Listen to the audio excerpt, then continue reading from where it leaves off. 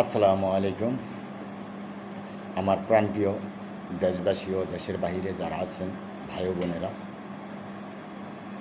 এবং আমার প্রাণপ্রিয় সাংবাদিক মিডিয়ার ভাই ও বোনেরা, আশা করি আপনারা সকলেই ভালো আছেন আল্লাহর রহমতে। আমি আজকে আপনাদের মাঝে উপস্থিত হয়েছি কিছু কথা বলার জন্য বা আপনাদেরকে জানায় রাখার জন্য।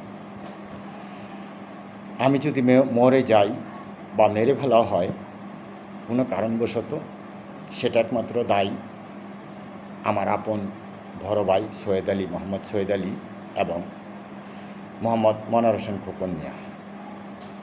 আমি জানতে পেরেছি গোপন সূত্রে যে কোনো মুহূর্তে আমাকে মেরে ফেলবে, কারণ মিথ্যা একের পর এক মিথ্যা মামলা হামলা আমার উপরে চলছেই, চালিয়ে যাচ্ছেন তারা। হয়তো আমার জায়গাতে অন্য কেউ থাকলে অনেক আগেই মারা যেত।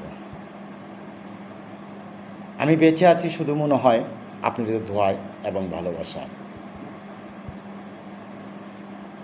আমার উপর যেভাবে মিথ্যা মামলা মোকদ্দমা, হামলা, অত্যাচার, জুলুম, নির্যাতন, লুটপাট করেই যাচ্ছেন এই মনোয়ার হোসেন খোকন বাহিনী এবং আমার আপন বড় ভাই মোহাম্মদ সৈয়দ আলী, আমার মনে হয় বেঁচে থাকতে দিবে না আপনাদের মাঝে। আমি বেঁচে থাকতে চেয়েছিলাম আমার পরিবার পরিজন নিয়ে, তা মনে হয় আর সম্ভব না। যে কোনো মুহূর্তে আমাকে মেরে ফেলতে পারে, আমি গোপন সূত্রে জানতে পেরেছি। আর যদি আমি মারা যাই, সম্পূর্ণ দায় আমার আপন বড় ভাই সৈয়দ আলী এবং খোকন মিয়া। এটা আপনাদের সকলকে জানিয়ে রাখলাম, কারণ আমার জায়গায় অন্য কেউ থাকলে এতদিন হয়তো বেঁচে থাকতো না। আমি আল্লাহর রহমত, আল্লাহকে বিশ্বাস করি, আল্লাহ রাসূলকে বিশ্বাস করি, আপনাদের দোয়াকে বিশ্বাস করি, তাই হয়তো আজও বেঁচে আছি। আমার জন্য সকলেই দোয়া করবেন যেন আমি বেঁচে থাকতে পারি, আমার পরিবার পরিজন নিয়ে আপনাদের মাঝেই থাকতে পারি। আমার কিছু বলার নেই, চাওয়ার নাই। আমি সত্যের বিচার চাই। এই অত্যাচারী জুলুমকারী একজন কুখ্যাত খুনির বিচার চাই। আপনাদের মাধ্যমে এই মনোয়ার হোসেন খোকন বাহিনীর বিচার চাই।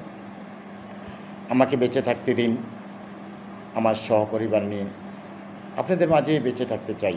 অনেক আশা ছিল, ভরসা ছিল আপনাদের মাঝে বেঁচে থাকবো, তা মনে হয় আর হলো না। আমার আপন সৈয়দ আলী ভাই, উনি মনে বেঁচে থাকতে দিবেন না, আর মনোয়ার হোসেন খোকন মিয়া মনে বেঁচে থাকতে দিবে না। যদি আপনাদের দোয়ায় বেঁচে থাকি কখনো, আপনাদের সাথে অবশ্যই দেখা হবে, কথা হবে। আমার জন্য সকলেই দোয়া করবেন। জানি না কতদিন আমাকে বেঁচে থাকতে দিবে, মনে হয় বেঁচে থাকতে পারবো না, কারণ একের পর এক মিথ্যা মামলা হামলা করেই যাচ্ছেন তারা। আমি এখন আর পারছি না। আমার জন্য সকলেই দোয়া করবেন। ভালো থাকবেন। আল্লাহ হাফেজ।